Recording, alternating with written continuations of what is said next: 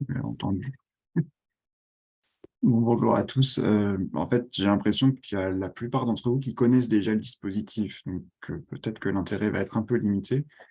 Euh, L'objectif, en fait, c'est ce que j'ai mis sur ma deuxième diapo, mais je peux le... Attends,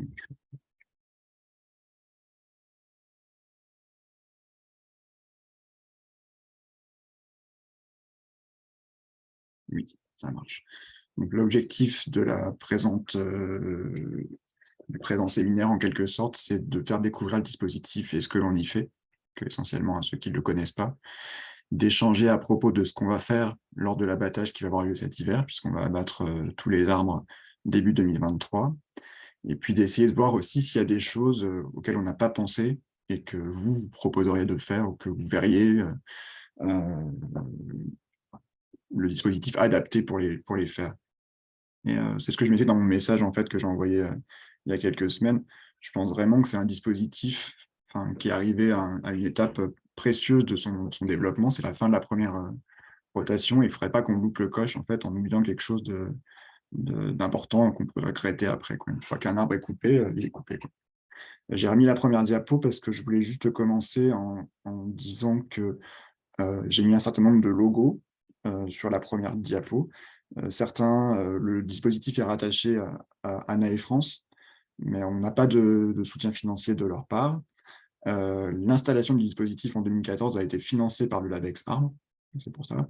Et puis on a un certain nombre d'équipements qui ont été financés soit par l'ADEME et par le CPER pour ce qui est des chambres de mesure de gaz à effet de serre du sol, soit par le pôle A2F de l'université, pour les flux de sève par exemple, qui sont dessus. Et donc la plantation, c'est essentiellement une collaboration à l'heure actuelle entre Silva et le LAE et bien sûr la ferme expérimentale de la Bousule, à qui appartient la parcelle où elle est située. Il y a deux thèses qui sont actuellement à temps plein, une qui plutôt commence et l'autre qui plutôt finit, sur la parcelle. Voilà, donc l'idée du dispositif, si je passe cette première diapo, en fait, c'était de s'intéresser au mélange d'espèces fixatrices et non fixatrices d'azote. Donc là, sur ma diapo, les petites croix bleues, c'est des peupliers dans un système très intensif, puisque vous voyez ils sont très rapprochés, espacés de 2 mètres sur la ligne et 2,50 m entre les lignes. Et l'idée, c'était de remplacer dans ce système en monoculture intensif, une ligne sur deux de peupliers par une ligne d'un arbre fixateur d'azote qui est l'aulne, en l'occurrence. On a travaillé à un moment avec le robinier, mais ça n'a pas été très concluant, donc on est passé à l'aulne et ça marche nettement mieux. Et l'idée, donc, c'est que les fixateurs ne soient pas uniquement des ligneux dans le système, mais également des herbacées. C'est notre système agroforestier. Donc, une ligne sur deux de peupliers étant remplacée dans ce cas-là par la culture légumineuse, en l'occurrence, cette berne et du trèfle. Mais je vais y revenir. Okay. Et puis, de la même façon, on peut introduire des lignes d'arbres dans les champs de graminées, histoire de voir si la fixation d'azote par l'arbre peut bénéficier aussi aux graminées. Donc, les hypothèses qu'on fait dans ce système, là, c'est ce que j'ai représenté sur mon schéma, qui représente au milieu la monoculture de peuplier, en parallèle avec le mélange peuplier-aulne et le mélange agroforestier peuplier-luzerne ou peuplier légumineuse plus généralement. Donc, ce qu'on espère observer, c'est qu'au niveau des racines, enfin dans le sol, on a un enrichissement de la quantité d'azote dans le sol, en raison de la fixation symbiotique par Frankia dans le cas de l'aulne et par Rhizobium quand c'est des légumineuses. Que cet enrichissement en azote du sol dans les deux types de mélanges bénéficie à la non-fixatrice. Donc là, sur le schéma, ça bénéficie au peuplier, mais dans le mélange graminé-aulne, c'est la graminée qui est censée en bénéficier. N'hésitez pas à m'interrompre, hein, je pense que ça sera plus vivant si vous me posez des questions en cours de route, si quelque chose n'est pas clair. Ce qu'on espère observer également, c'est que cet enrichissement en azote va provoquer une croissance, un développement des houppiers plus important dans les mélanges que dans la monoculture de peupliers.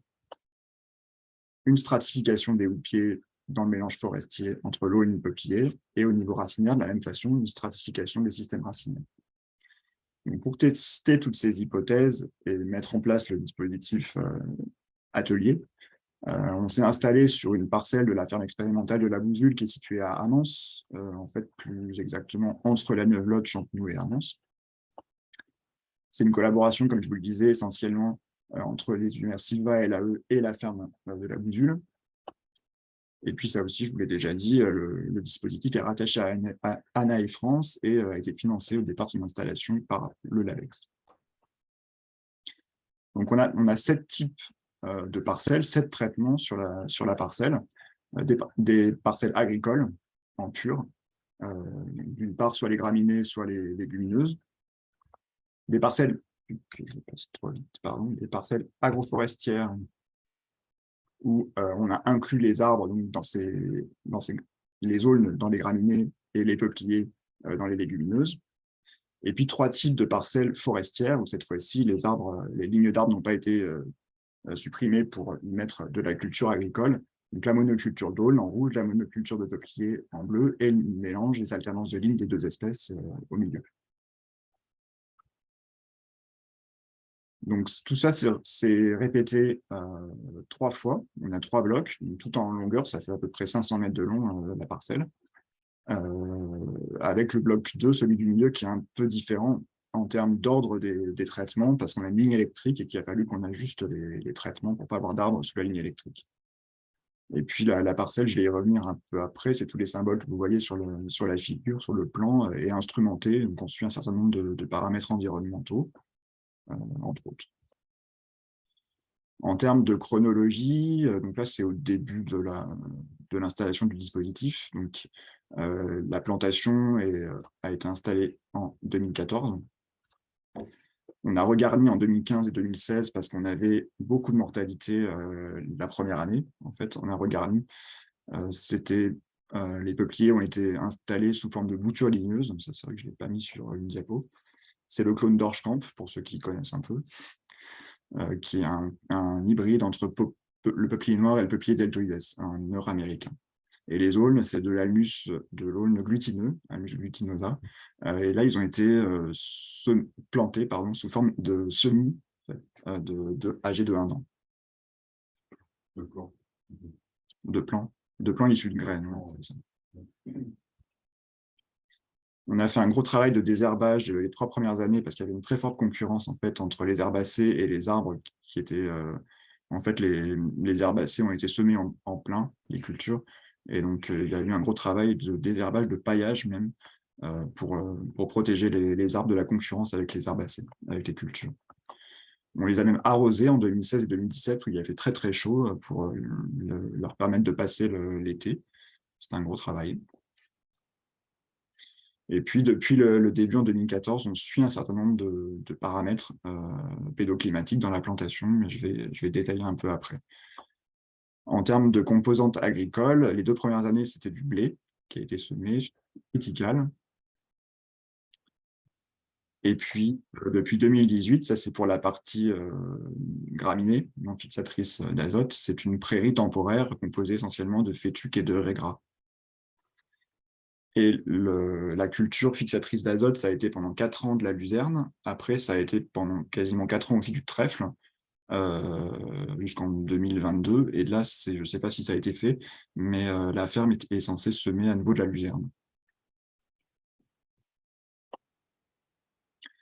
Donc, en termes d'instrumentation, on a une station météo qui mesure température et humidité de l'air. Ce n'est pas très original. On a aussi installé dans les différents traitements des profils d'humidité et de température du sol. Donc, il y a 6 profils, en fait, qu'on a mis dans les parcelles où il y a des arbres. Donc, dans les 2 monocultures, dans le mélange entre les 2 arbres, il y a 2 profils, et un dans chaque type de parcelle agroforestière, ça fait 6. Et à chaque fois, 4 profondeurs sont mesurées. Donc là, c'est des sondes qui commencent à dater un peu et on envisage de les remplacer très bientôt. En fait, on a ce qu'il faut, il ne reste plus qu'à organiser le chantier. On a un mât météo sur la parcelle qui mesure la vitesse du vent. Il y a un anémomètre, un pluviomètre, un pyranomètre et bien sûr un par au-dessus du couvert. Après, il y a un certain nombre de suivis qui sont faits en routine ou de manière plus ponctuelle sur la parcelle. Avant l'installation des arbres, et des cultures d'ailleurs. On a caractérisé le sol. Donc, en profondeur, on a des données sur tout ce qui est texture et composition du sol. Et puis plus en surface, et là, ça a été fait de manière plus systématique. On a un maillage assez, entre guillemets, fin, où on a passé des échantillons de sol au NIRS et au MIRS pour essayer de détecter s'il y avait une variabilité spatiale en termes de composition du sol. Parmi ce qu'on fait, là, ce qui est fait plutôt côté LAE et ferme de la Boussole, c'est des relevés floristiques qui sont faits une fois par an pour voir comment ça évolue au fil du temps. Il y a des prélèvements de sol qui sont réalisés régulièrement depuis le début, en fait. Ça, Séverine pourrait en dire beaucoup plus que moi, pour étudier ce qui se passe au niveau des communautés microbiennes du sol et de la décomposition de la matière organique. Et puis la ferme mesure aussi régulièrement les rendements dans les différents types de cultures en agroforesterie ou en culture pure. Et puis côté Sylva, on s'intéresse plutôt, LAE c'est plutôt sol et culture agricole, nous c'est plutôt côté arbres, donc ça paraît logique. On fait un inventaire de tous les arbres en fin de chaque année, qui est un travail colossal à l'heure actuelle, vu que certains font près de 15 mètres et qu'il y en a 3600. Au cours des saisons de végétation, on mesure pour 10% de ces arbres totaux, ça représente donc 360 arbres. C'est aussi un gros travail, même si ce n'est pas sur l'ensemble des arbres. D'ailleurs, on ne l'a fait qu'une fois cet été, tellement c'était une galère. Il y a des mesures de phénologie qui sont faites. C'était dans le cadre de la thèse d'Anaïs, ça a été fait le suivi d'entrée en dormance, de débourrement, mais aussi d'évolution des teneurs en pigments des feuilles, des mesures d'échange gazeux foliaire, des estimations des chutes de litière dans les différents traitements. Il y a eu des flux de sève qui ont été posés sur les arbres. Je vous en reparlerai un tout petit peu après, en 2020. Oui, en 2020, oui, c'était l'année du confinement. Et puis, on a des chambres qui mesurent plus ou moins en continu, parce que l'analyseur est en rade actuellement, les flux de CO2 et de N2O du sol dans les différents traitements. Donc la parcelle, elle est constituée de 100 lignes d'arbres, en fait. C'est le hasard qui a voulu qu'il y en ait 100, on n'a pas fait exprès, qui sont composées chacune de 36 ou 37 arbres. Bon, il y a un peu de mortalité, je crois qu'il y a 5% de mortalité des arbres, malgré les regarnis qu'on a fait au début de la plantation. Et puis chaque arbre est numéroté, en fait, repéré par son numéro de ligne et son numéro de rang sur la ligne. Et en plus de tout cela, ce qui a été fait initialement lors de la plantation des arbres, donc dans les parcelles qui sont uniquement composées d'arbres, c'est-à-dire les deux monocultures et le mélange aulne-peuplier, il y a des mélanges d'herbes à cette couverture qui ont été semés au pied des arbres. Donc deux mélanges, un mélange riche et un mélange pauvre. Et c'est l'intérêt de ce qui est fait. En fait, c'est fait par les étudiants du master lors d'un TP en master 2, de suivre l'évolution de ces mélanges au cours du temps. Donc, on n'a pas encore regardé les données, mais c'est fait une fois par an depuis il y a 5 ou 6 ans. Et puis en termes de valorisation, donc il y a un certain nombre d'articles qui ont été publiés présentant des travaux faits sur la parcelle. Il y en a un certain nombre en cours. Je ne vais pas en fait spoiler les thèses dont sont issues dans lesquelles s'insèrent ces papiers. Même, il y a un séminaire flash, je ne sais pas, si vous êtes dans SIVA, vous avez reçu l'info, qui aura lieu mardi à 13 h, où vous aurez plus de détails sur l'article d'André Fizeul là, qui est en bas. Je vais juste le mentionner très rapidement dans la diapo d'après. Donc, ce qu'on a montré, ce qu'Anaïs a montré dans le cadre de sa thèse, ici, c'est une évolution au fil du temps entre 2015 et 2020 de la hauteur des arbres dans, pas tous les traitements, mais les traitements agroforestiers en comparaison avec les monocultures de peupliers et d'aulnes. Donc en fait, ce que vous pouvez voir, c'est que quand on s'intéresse au peuplier, pour l'aulne, il n'y a pas grand-chose en fait qui en ressort. Le peuplier en agroforesterie était de taille, c'est des carrés marrons, nettement inférieurs au peuplier en monoculture, ce sont les ronds ou les losanges verts. En 2017. En fait, il y avait une concurrence très importante, c'est ce que je vous disais, qu'on a essayé de contrôler, mais ce n'était pas toujours évident, entre l'arbre et la culture à ce moment-là. Et en fait, ce qu'on a observé l'année suivante, c'est une espèce d'explosion de la croissance des peupliers en agroforesterie. En fait, on suspecte, en fait, on suspecte pas, On pense que c'est en raison de la fixation d'azote dans le système agroforestier peuplier par la luzerne qui a eu cette explosion de croissance. Et les peupliers en agroforesterie arrivent à une hauteur équivalente à ceux de la monoculture en 2018. Nicolas? Oui. Ouais, si on peut discuter un petit peu, est-ce que ça pourrait pas être aussi lié à un effet lumière, en fait, au fait que avec le temps, peut-être les peupliers, là, ils ont pris plus de volume et maintenant disposent de plus de surface foliaire pour leur photosynthèse et leur croissance? En fait, c'est tout ce qui est écrit dans cet article, mais effectivement, c'est les deux raisons c'est les deux hypothèses qu'on fait. C'est le fait que l'écartement entre les lignes étant 2 fois plus important dans les parcelles agroforestières, il y a effectivement un accès à la lumière plus important. Et on observe un développement des houppiers, ça c'est en cours de rédaction. Non, l'article a été soumis d'ailleurs. Un développement des houppiers bien plus important, pas qu'en hauteur totale, mais aussi en nombre de branches, en quantité de feuillage, etc., plus important dans l'agroforestier que dans la monoculture. Et les analyses de sol disent que dans l'agroforestier, les teneurs en eau du sol sont, je ne me souviens plus du facteur, mais 3-4 fois plus importantes que dans la monoculture de peuplier. Donc il y a sans doute aussi cet enrichissement en azote qui joue. C'est très dur de faire la part des choses entre les différentes sources qui peuvent faire que ça.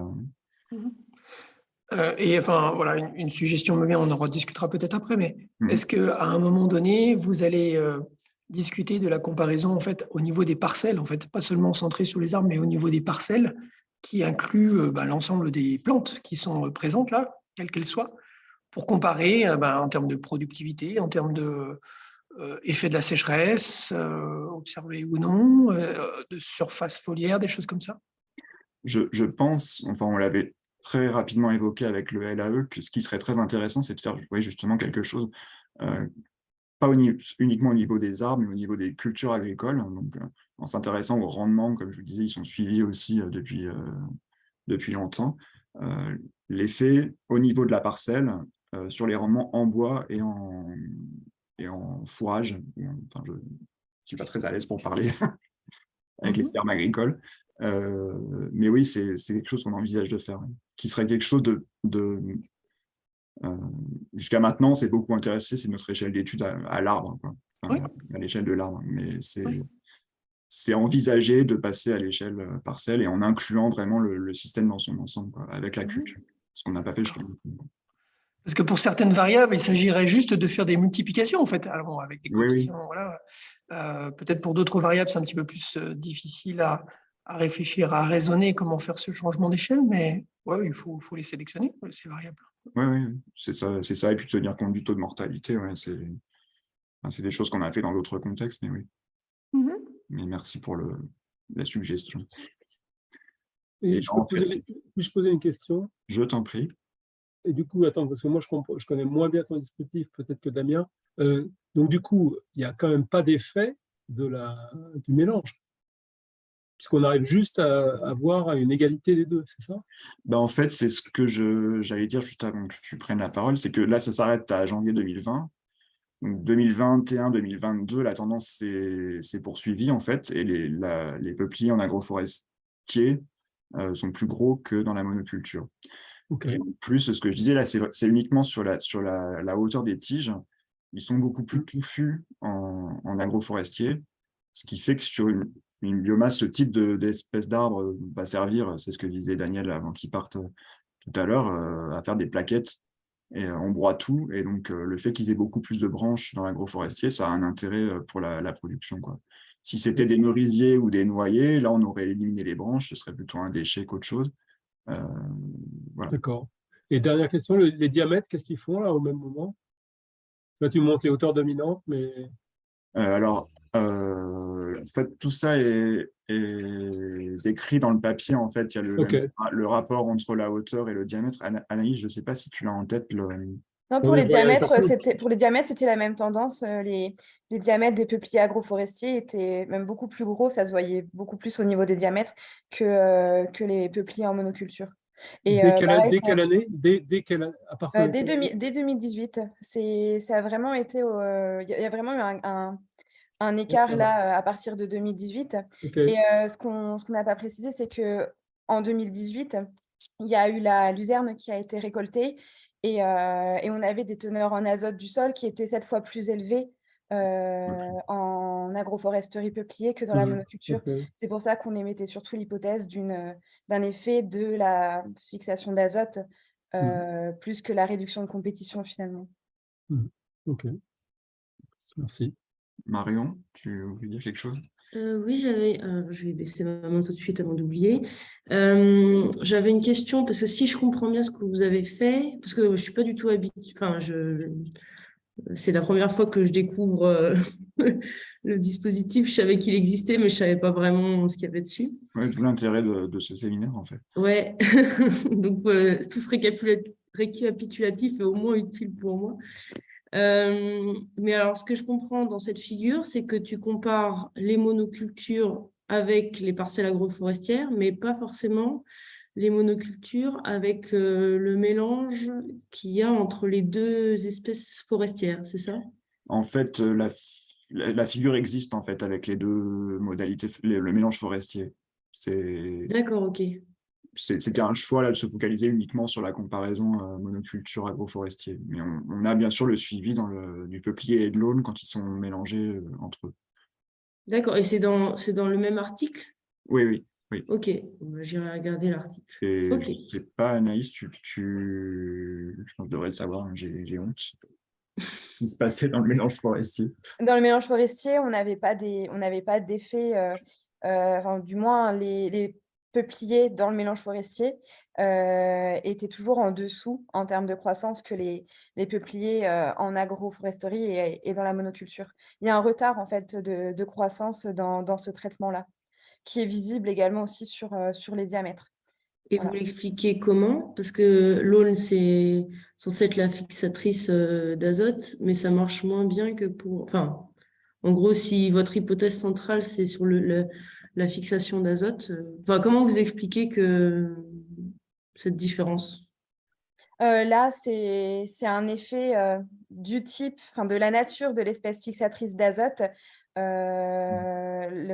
L'hypothèse, c'est que la luzerne a fixé plus rapidement l'azote et l'a rendu plus rapidement disponible pour les peupliers dans l'agroforesterie que les aulnes. Les aulnes sont jeunes et sont pas très, très développés. Et donc, la mise en place d'un effet potentiel fixation d'azote est peut-être pas encore visible, en fait, contrairement à la luzerne. Donc là, c'est plus lié à un effet du type du fixateur. Et en fait, D'accord. les analyses de teneur en azote du sol, pardon, le montraient très bien en fait que c'était beaucoup plus fort dans la luzerne, beaucoup plus élevé dans la luzerne qu'avec l'aulne, les teneurs en azote. Mais donc, votre hypothèse, c'est que si on laissait courir le dispositif, je ne sais pas moi, 5 ou 10 ans de plus, là, on pourrait voir un effet. C'est l'idée, c'est ce que vous Peut-être supposez. en fait. Et là, oui, c'est ça, oui. En fait, oui, c'est ça. Oui. Et Ok. parce qu'en fait, on arrive à un stade, j'ai dit qu'il y avait la compétition au départ avec les herbacées. Ensuite, on arrive à un état d'équilibre. Et là, l'étape suivante dans laquelle on est, c'est que les cultures sont tellement ombragées par les arbres qu'elles ne poussent plus du tout, quoi. Et donc, D'accord, ok. en fait, c'est le cycle de vie c'est les herbacées qui concurrencent les arbres. Les deux sont en équilibre. Ensuite, ce sont les arbres qui concurrencent les herbacées. Donc, on est en fin de système, il faut éliminer les arbres, quoi. Mhm. Parce que l'objectif, c'est l'agro, enfin, c'est plutôt le côté agro que le côté forestier. Pas forcément, mais c'est des espèces en fait qui rejettent de souche le peuplier et l'aulne. Donc, Mhm. on repart pour une seconde rotation, quoi. D'accord, ok. On récolte le bois, on le vend, etc. Enfin, on ne va pas le vendre, mais on va l'utiliser. Et on repart pour une seconde rotation. Et là, les cultures reprennent du poil de la bête puisqu'elles sont plus ombragées par les. D'accord. Et donc, si je continue le raisonnement, alors peut-être je me trompe dans ma manière de réfléchir, c'est que le système racinaire restant en place, il y a moyen que sur la deuxième rotation, vous ayez plus d'effet sur le mélange forestier. C'est tout à fait, ouais. Oui. Ok. D'accord. Oui, bah, ouais. Bon, bah, il y a deux autres personnes qui ont levé la main, alors j'arrête de monopoliser la conversation. Non, mais attends, il n'y a pas de souci, tu pourras poser d'autres questions. Aurélie? Et bonjour Nicolas, bonjour à tous. Moi j'ai une question très pratique pour les prélèvements de sol qui ont été faits pour les compositions microbiennes. Ça a été fait sur toutes les parcelles, y compris forestières, ou juste sur les parcelles de blé et autres? Non, enfin, je propose que Séverine réponde, mais je crois que ça a été fait partout, mais pas analysé partout, si je ne m'abuse. Ouais, on a prélevé dans toutes les modalités, c'est sûr. Par contre, je suis pas sûre qu'on ait à chaque fois toutes les modalités chaque année, en fait, parce que du coup, je crois qu'il y a une année, notamment quand Hugues Clivaux était en postdoc, je suis pas sûre qu'il ait échantillonné dans les modalités strictement forestières.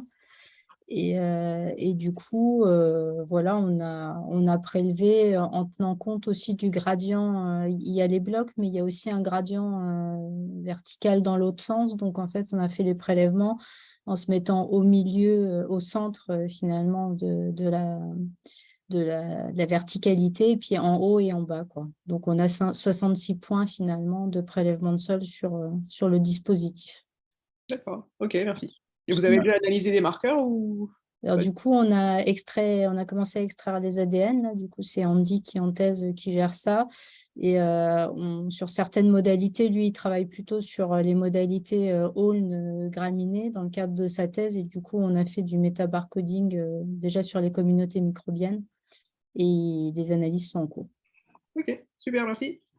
Effectivement, ce que je n'ai pas précisé, c'est que la parcelle, en fait, ce qu'ont montré les analyses de NIRSMIRS au départ, c'est qu'elle est tout en longueur, mais la variabilité en termes de nature du sol, elle est surtout pas dans la longueur, mais dans la largeur, parce qu'on a une très légère pente, en fait, qui va vers un ruisseau, qui est en bas c'est la Musule, hein, pour ceux qui connaissent, donc tout le monde connaît, je suppose, qui a tendance à déborder aussi très ponctuellement, genre une fois ou deux fois par an, et qui amène aussi une espèce de fertilisation un peu, et c'est pour ça qu'il y a aussi un gradient de taille des arbres, de tout les mesures qu'on fait, en plus entre la proximité du ruisseau euh, par rapport à quand on s'en éloigne, que dans la longueur du dispositif, les 500 mètres que je vous montrais tout à l'heure. Pascal? Ouais, bonjour Nicolas, bonjour à tous. Du coup, tu as répondu en partie à la question que j'avais. Donc là, ce que je comprends, c'est que vous avez fait le choix. Donc, on arrive à 8 ans hein, après la plantation. Vous allez couper les peupliers et les aulnes pour faire des plaquettes, donc de la biomasse. Et il me semble que le peuplier en agroforesterie, tel qu'il est pratiqué dans le sud-ouest de la France, c'est plutôt du peuplier, disons, récolté à maturité à 15-20 ans à peu près, et pour faire récolter les tiges et faire du déroulage, ce qui rapporte beaucoup plus d'argent pour les producteurs, évidemment. Et donc, ma question, c'était, en fait, c'est une question de densité. Vous êtes parti à densité assez forte, et depuis le début, c'était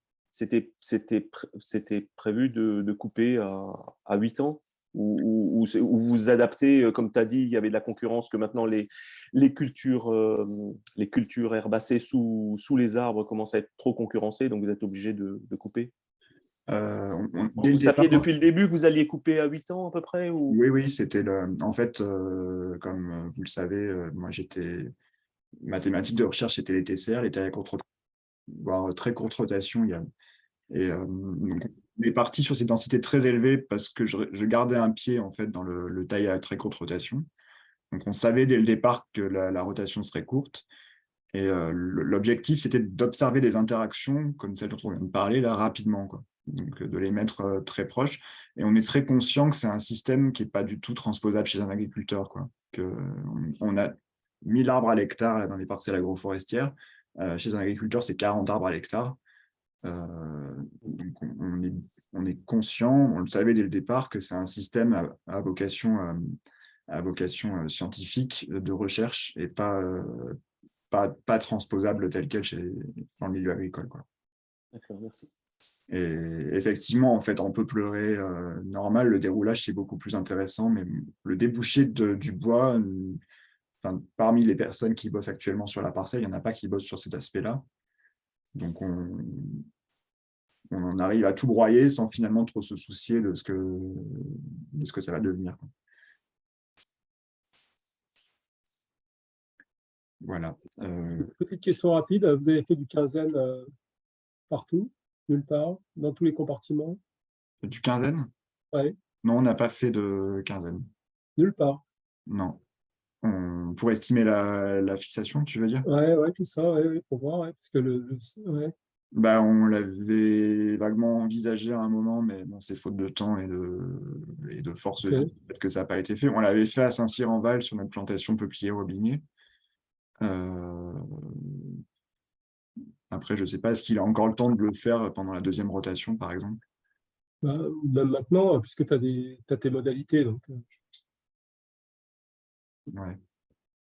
peux le faire dans les sols et dans les arbres, enfin, je sais pas, ouais, bon, ok, on en discutera. D'accord. Oui, non, bah, c'est l'occasion, hein, mais Bah, a priori, il y a eu des manips, alors après, je sais pas, regardez, je connais pas assez bien la biblio, j'ai pas suivi depuis un moment, mais est-ce que le signal fixation peut être vu au travers du quinzaine par rapport à ce qu'il y avait, les sols d'origine, qu'est-ce qu'ils ont comme quinzaine, on va les retrouver dans les témoins, donc bon, c'est pas mal. Et dans les arbres aussi, hein, d'ailleurs. Hein. Je sais pas. oui. Bah, D'ailleurs, il faut évaluer le potentiel de ce marqueur comme un marqueur d'origine de ton azote, je sais pas. C'est peut-être loufoque ou c'est peut-être très, très intéressant, je sais pas.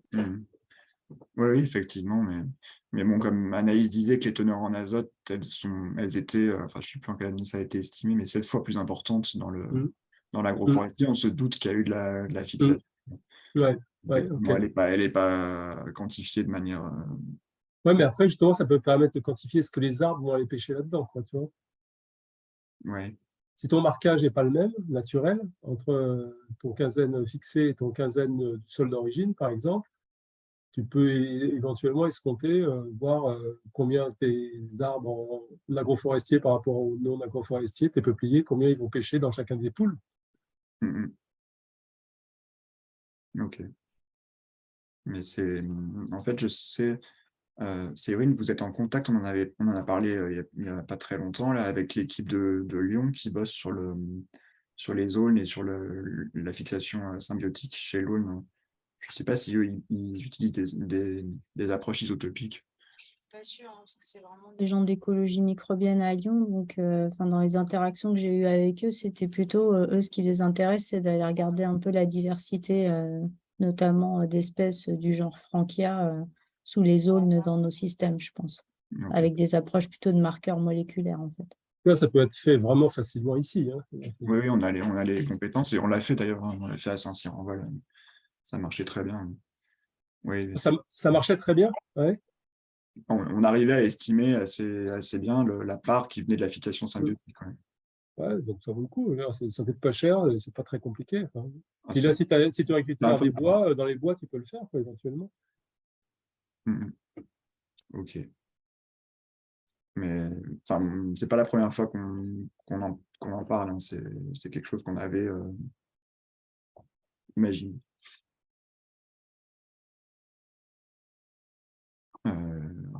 Est-ce que ça ne marche pas? Alors, juste un autre résultat. Alors je vais passer très rapidement parce que si vous voulez des détails, c'est juste un teaser en fait pour le séminaire Flash Foresterie. Je l'enverrai peut-être à Inra Champenoux si Anaïs, tu me permets de le faire. Anaïs présentera l'étude un peu plus dans son ensemble. Donc c'est mardi prochain à 13 h en visio. Et c'est une étude là, qui vient d'être publiée dans Triphysiologie sur les efficiences d'utilisation de l'eau des peupliers dans les différents traitements. Donc en fait, là, c'est pour les peupliers, le WUE de transpiration, donc en grammes de matière sèche par kilo d'eau transpirée. Dans les 3 traitements, l'agroforestier en gris foncé, le mélange forestier en gris clair et la monoculture en blanc. Et ce que vous pouvez voir et qui saute aux yeux, c'est qu'il y a les arbres, donc là c'est à l'échelle de l'arbre, donc ça a été fait en collaboration notamment avec Damien, parce qu'on a estimé la transpiration à l'aide de capteurs de flux de sève, et à l'échelle de l'arbre, l'efficience d'utilisation de l'eau est nettement plus élevée dans les mélanges, que ce soit le mélange agroforestier ou le mélange avec l'eau, que dans la monoculture. Donc ça, si vous voulez en savoir plus, rendez-vous mardi à 13h. Je poursuis, sauf si vous avez des questions. Est-ce que ça a été fait dans l'arbre aussi sur C13, par exemple? Oui, ça a été fait D'accord. sur C13. Ça a été fait, en fait, c'est tout l'intérêt de l'étude à 4 échelles différentes. Ok. Et c'est ça qui est intéressant. Mais je n'en dirai pas plus. Et donc après, alors je voulais vous montrer les photos que j'ai mises pour illustrer mon diaporama. C'était pour beaucoup des photos de la plantation quand elle était très jeune. Donc là, c'est un outil qu'a fait Anaïs Thomas dans le cadre de sa thèse, qui permet de visiter la plantation en quelque sorte virtuellement. Donc c'est pour vous montrer des photos un peu plus récentes de ce à quoi ça ressemble. Donc là, vous avez toute la longueur. Vous voyez qu'il y a une grosse variabilité quand même en termes de taille des arbres. Là, les plus petits, ce sont les aulnes. Il y a quand même une grosse différence de croissance entre l'aulne et le peuplier, même si Naudet nous avait présenté l'aulne comme une espèce à croissance très rapide.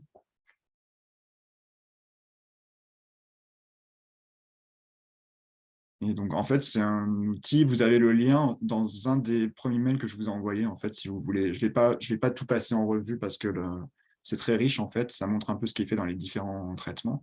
Là, vous avez les chambres, par exemple, de Caroline, pour ceux qui connaissent, qui mesurent les gaz à effet de serre du sol, les flux de gaz à effet de serre du sol, le méthane et le protoxyde d'azote. On ne voit pas, par contre, Nicolas, je ne sais pas si tu es passé à autre chose ou pas, mais on est toujours sur la première diapositive, enfin sur la première page du Geniali, en fait. Vous n'avez pas vu la vidéo Ouais, non. On est bloqué sur la diapositive, la visite virtuelle de la parcelle. C'est bizarre, pourtant. Ce qui veut dire en général qu'il faut que tu partages ton écran et pas la présentation. Ah non, c'est ce que j'avais fait. Ah oui, bon. Écran 2, c'est peut-être ça le truc.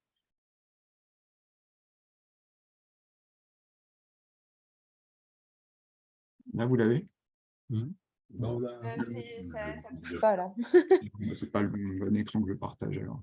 Ouais. Alors, en fait, je parlais dans le vide parce que vous ne voyez rien. Non, je pensais que tu présentais le support, mais c'est quand tu as commencé à parler des chambres de Caroline, je me suis dit, ah ouais, non, là, on ne suit plus.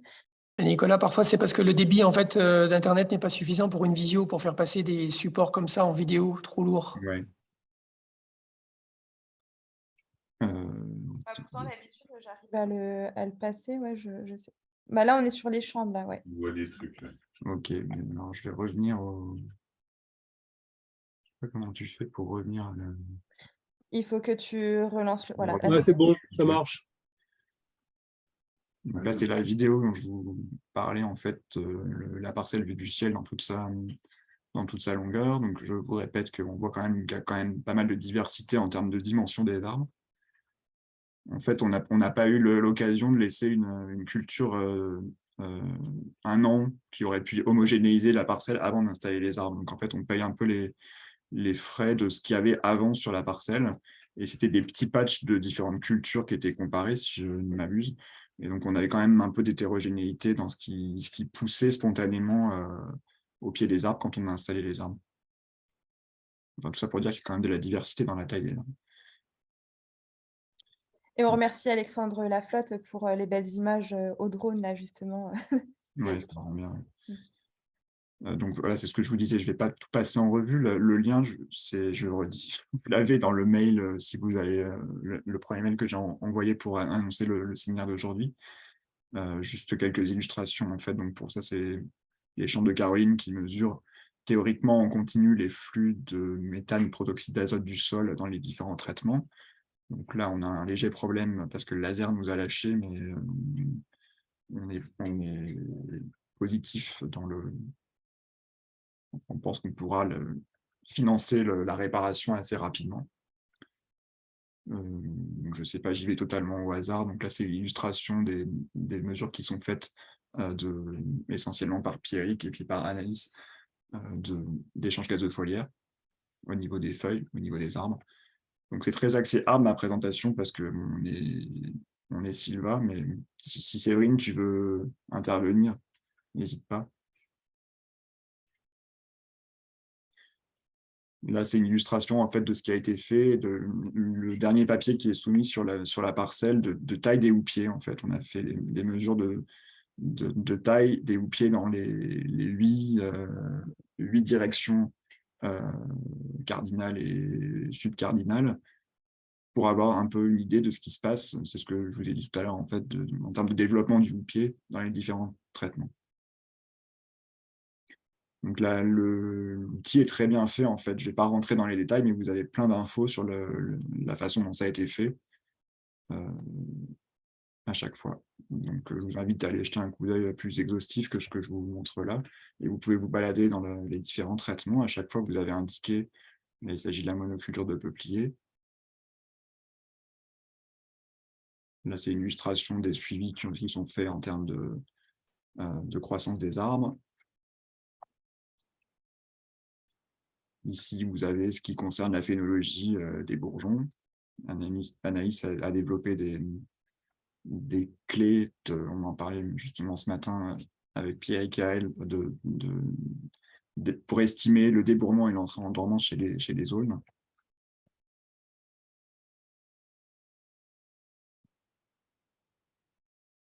Donc, c'est à différentes saisons. Là, c'est le traitement agroforestier des peupliers avec le trèfle. Bon, le trèfle, c'est beaucoup dire parce qu'il n'y a plus grand-chose, en fait, comme je vous le disais, en raison du fait qu'il n'y a plus trop de lumière quand les arbres sont en feuilles qui passent. Et en plus, la litière des peupliers recouvre complètement le sol, tellement ils sont touffus dans le traitement agroforestier, ce qui étouffe la végétation au sol, quoi. Ça fait un paillage naturel. Donc, ça, c'est ce qui concerne l'instrumentation. Voilà. Okay. Alors, si je veux revenir à mon diaporama, c'est là que ça va être le drame.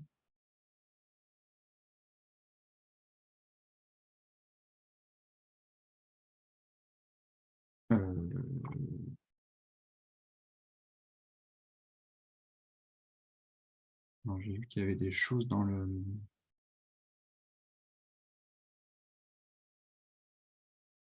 Qu'est-ce que vous voyez là? On voit la visite de la... Ok, c'est ça. Merci.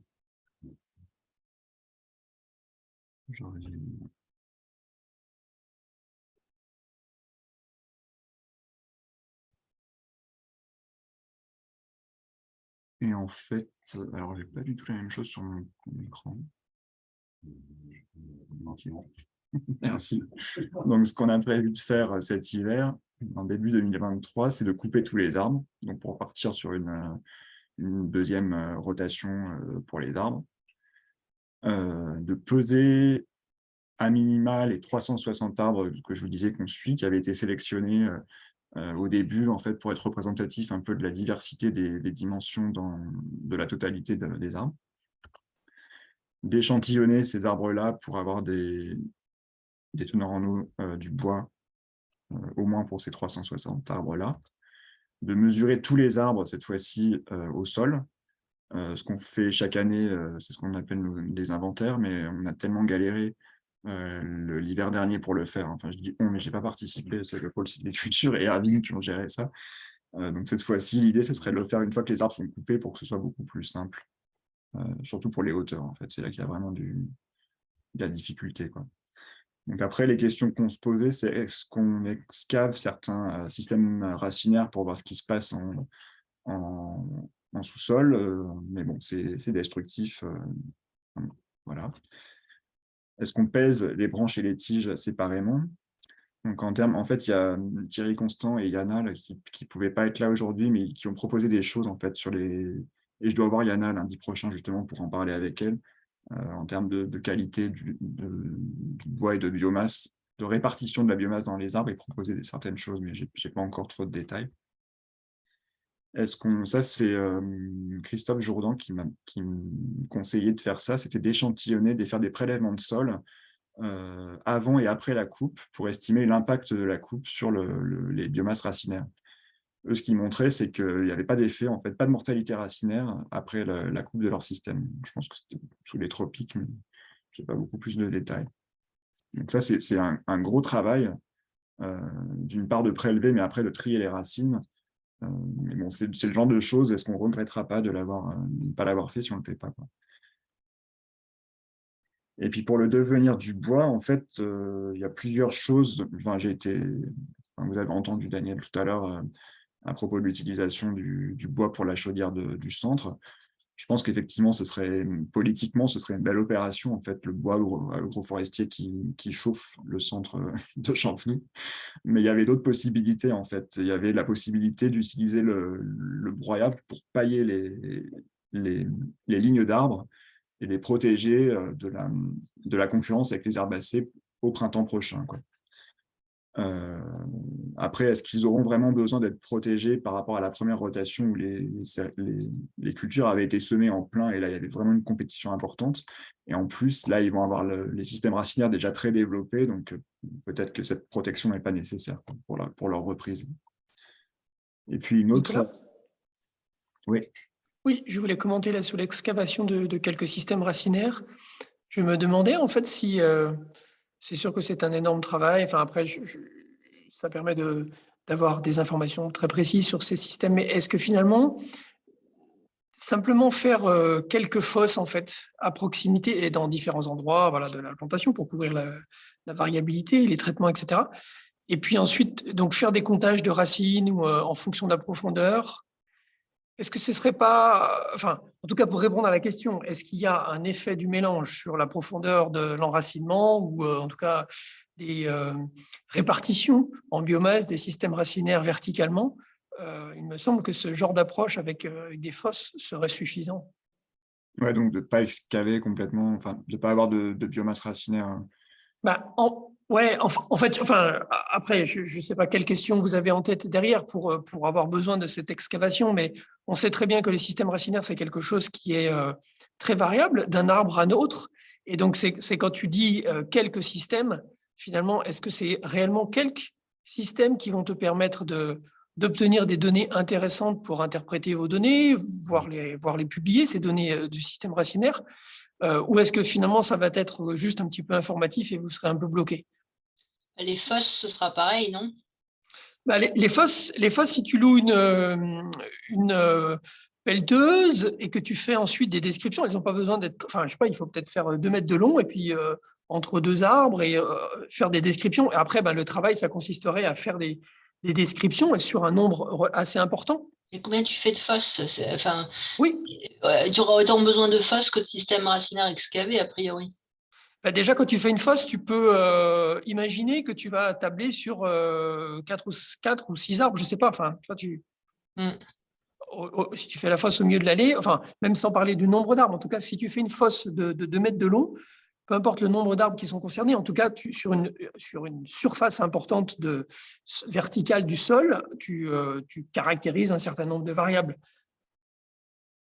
Parce que, pardon, et juste, j'ajoute, le problème pour moi, l'excavation des systèmes racinaires, c'est que, je ne connais rien en système racinaire de peuplier, mais on peut imaginer que ces systèmes racinaires, ils sont très étendus, et c'est-à-dire que vous n'arriverez jamais, en fait, vous allez avoir, voilà, une estimation de la biomasse des grosses racines au centre, mais vous n'arriverez jamais à suivre toutes les racines et avoir une idée à peu près correcte. Bah, de la biomasse, si, parce que tout ce qui va partir au loin, ça va être nada par rapport aux grosses racines que tu auras excavées.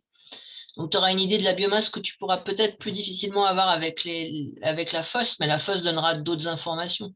Elle donnera plus d'informations sur des racines plus fines, sur de l'extension verticale que tu n'auras pas si tu excaves, parce que tu vas les perdre. Donc, je pense qu'il faut réfléchir à la question qui est, pour de la biomasse, à mon avis, excaver, c'est plus sûr. Pour de la dispersion à différentes, en profondeur, latéralement, les fosses sont peut-être plus judicieuses, à condition que tu saches les reconnaître parce que tu as d'autres systèmes racinaires à côté, je suppose. Enfin, en tout cas, avec l'aulne, ça va être compliqué. Oui. Mais après, c'est la question qu'il y a derrière, en fait. Oui, tout à fait. Oui, non, mais je suis d'accord avec toi. Mais la question que moi, qui m'intéresserait dans cet échange-là, ce serait effectivement comme le travail qu'ils ont fait sur les architectures des houppiers, essayer de voir s'il y a un effet mélange sur cette architecture, se poser la question, est-ce qu'il y a des différences de profondeur d'enracinement ou en tout cas de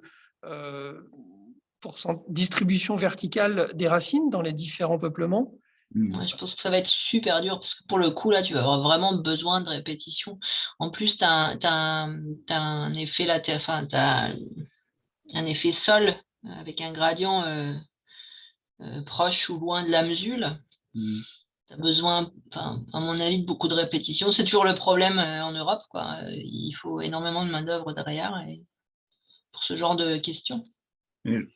Parce qu'en fait, à Saint-Cyr-en-Mal, à la plantation peuplier robinier dont je vous parlais, on excavait à chaque fois les systèmes racinaires de 8 arbres par traitement. Il y avait moins de traitement, c'était uniquement un mélange forestier. Et on s'en servait uniquement pour avoir de la biomasse racinaire qui était très incomplète en plus, parce que c'est impossible de tout récupérer. Mais ce que tu dis, Damien, effectivement, ce serait super intéressant d'avoir des descriptions ce n'est pas des choses pour lesquelles on est compétent. Je ne sais pas si toi, tu as de l'expérience là-dessus. Moi-même, non. Non. Après, Nathalie Breda a fait ça à Aes avec Marion Zapater, il me semble. Oui, c'est ça. Elles ont réussi à valoriser ça ou c'était... Oui, c'est dans un des papiers de Marion, en fait. C'est là qu'elles ont... Enfin, il y avait vraiment des résultats très intéressants. Là, c'était dans S2, où ils ont montré que le chêne avait un enracinement profond, plus profond que le hêtre, que les autres espèces. Ça, si jamais ce n'est pas des excavations, mais plutôt des descriptions via des fosses, ça peut être fait à n'importe quel moment. Alors peut-être pas trop tardivement, pas trop tardivement après qu'il y ait eu l'abattage, mais oui, ça peut être fait. Ça peut être fait en tout cas pendant l'hiver, oui. Séverine? Ouais, par rapport à ce qui vient d'être dit, en fait, dans la biblio, actuellement, sur les systèmes agroforestiers, les gens travaillent pas mal avec ce type de fosse. Après, c'est plutôt pour montrer des effets distance, en fait, à l'arbre, quand on part du pied de l'arbre jusqu'à l'intérieur de la culture. Et après, nous, le problème sur notre dispositif, c'est qu'en fait, les rangées d'arbres, elles sont très proches par rapport à ce qui existe dans la réalité. Donc, du coup, le problème, là, dans notre système, c'est de savoir finalement où positionner les fosses et en fonction de ce qu'on verra, comment revenir un peu au processus, quoi. Parce que finalement, là, sur la petite distance de 5 mètres dans les systèmes agroforestiers, il y a l'arbre, mais il y a aussi toute la végétation herbacée et puis il y a la prairie entre les arbres, quoi. Donc, d'un point de vue variabilité spatiale, ce n'est pas si évident que ça, à mon avis, sur ce type de dispositif, quoi, de gérer cette variabilité, quoi. Oui. Mais à réfléchir, quoi. Mais ça, oui. Peut-être que les prélèvements de sol là, seraient suffisants, en fait. Mais bon, après, le problème étant de Christophe Jourdan. Christophe Jourdan, je ne sais pas si vous le connaissez, mais bon, c'est son fonds de commerce, les systèmes racinaires. Il avait l'air d'être très confiant pour reconnaître une racine d'un arbre de celle d'une herbacée. Moi, je serais incapable de le faire. Et en plus, c'est un travail monstrueux, les tris de racines, surtout dans ces sols hyper argileux. Après, ça dépend du plan d'échantillonnage, mais il faut que ce soit quand même significatif si on veut pouvoir en tirer quelque chose après, quoi. Donc, je ne sais pas. Bon, j'ai l'impression que là, vu la teneur des discussions, c'est peut-être pas un truc à trop s'apesantir dessus. Ouais. Nico, je me permets, je suis désolée, j'ai perdu le fil au moment où tu as lancé ta visio, c'est Irène. Je pense que les racines, ce n'est pas plus monstrueux que de mesurer l'architecture des feuilles sur un arbre de 15 mètres. C'est juste que c'est un peu plus sale. Mais toi, tu penses qu'on arriverait à les... Enfin, là, tu parles de prélèvement de sol pour les trier ou plutôt des fosses dont on parlait avant? Moi, je me dis, si tu as assez d'arbres à sacrifier et assez de temps à y mettre et assez d'énergie autour, ce n'est pas plus compliqué que de regarder l'architecture des feuilles, des tiges. Mais il faut avoir du temps et puis de la main-d'œuvre pour arracher un arbre, mais c'est juste que c'est moins facilement accessible. Oui. C'est juste une question de volonté, j'ai l'impression. Après, je n'ai jamais fait sur des arbres, mais ça dépend ce qu'on se demande, quoi. Si c'est la profondeur d'enracinement, faut faire des trous. Si c'est la largeur d'enracinement, faut faire des prélèvements tout le long. Et je sais pas, tu as plein d'arbres. Si tu n'y tiens pas, on peut essayer. Enfin, moi, ça ne me dérange pas d'essayer. On y tient quand même un petit peu, on voudrait que ça reparte pour une seconde rotation, mais en fait, ce que dit Séverine aussi, c'est que les arbres sont très proches les uns des autres. Ils sont très grands par rapport à ceux qu'on a connus à Saint-Cyr-en-Val, ils ne dépassaient pas 6 mètres alors que là, certains font 15. J'ai peur que les systèmes racinaires ils partent très très loin, quoi. Tu peux t'y attendre, ouais, je pense. Oui, puis excusez-moi, c'est... Merde, je coupe.